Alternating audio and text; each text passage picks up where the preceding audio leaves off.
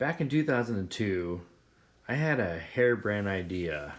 I was living in Logan, Utah, and I was studying landscape architecture at Utah State, and I wanted to do something that was different. I wanted my front yard to just be unique. I wanted it to be something that I've never seen before, and I really wanted to stand out. One of the cool things about the home that we had is we had an irrigation share, and I would flood irrigate the backyard. Well, I came across a pump that would you'd plug it into 220, so it would really pump the water. It was over 100 gallons a minute. So I mean, it really came out. And so with that, I wanted to do something that not only was aesthetically pleasing, but I wanted it to be something that could be interactive. And so the idea that I had was to do an oval. And I wanted to do a sunken grass area with plantings all the way around. And the reason I wanted to sink it down is kind of the concept of the raised garden, but instead of having your garden raised, I lowered the yard. One of the things that I needed to do with that pump, and since there was so much volume of water coming out, I had to diffuse the water somehow. So that's why I built this catch basin here, so that when the water came out, it wouldn't erode the grass or just tear stuff up.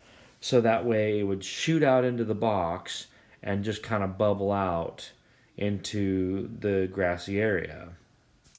I've always been in love with rock and stone, and I really wanted to just incorporate as much stone and rock into my landscape and front yard as I could.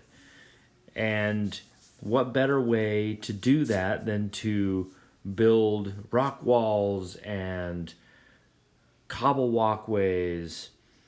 And yes, this was labor intensive. This took me all summer, all of the summer of 2002 to do this, but it was so worth it.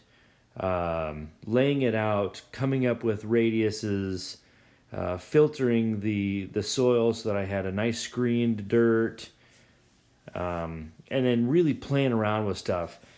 One of the things that was kind of cool, all the rock that I used was dug up from the site for the cobble walkway. And they came in all kinds of different sizes and shapes, and it just was so much fun to do this. If you look closely to this one right here, I found an LOVE kind of, so I was able to put different things in there. There's a spot where there's like a little stick looking kind of man.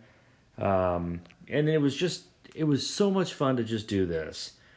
And, if anybody has any questions on how to go about, setting the rock, I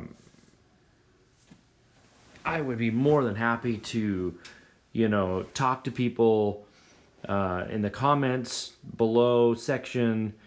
I'm going to be starting a landscape or a how-to landscape website. And so just some of these are just some of the things that were fun. I wanted to flood everything, even though this didn't have rock walls around it. I had a little area that I flooded it. And then this is the key. I wanted there to be water in this. And the cool thing about Logan, Utah is it's an old delta. And so there's tons of rock there. So I could flood this 12 inches deep of water, and 3 or 4 hours later the water's gone. And the key was to water it once a week and to train the roots of the grass to go deep. I'm a big fan of training your grass so that you can water it once or twice a week and not every day. And if you water your grass every day, the problem is you have grass that has short roots, and if you forget to water it for 2 or 3 days, your grass will go dormant. So the thing that I liked about this is all the surrounding areas, I started planting all kinds of herbs and some vegetables.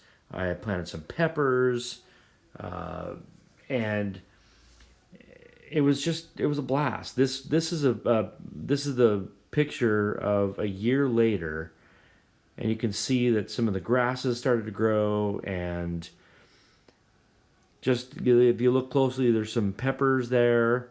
So it was just a really fun project. If you have any questions, again, please leave some comments. Thanks. Bye.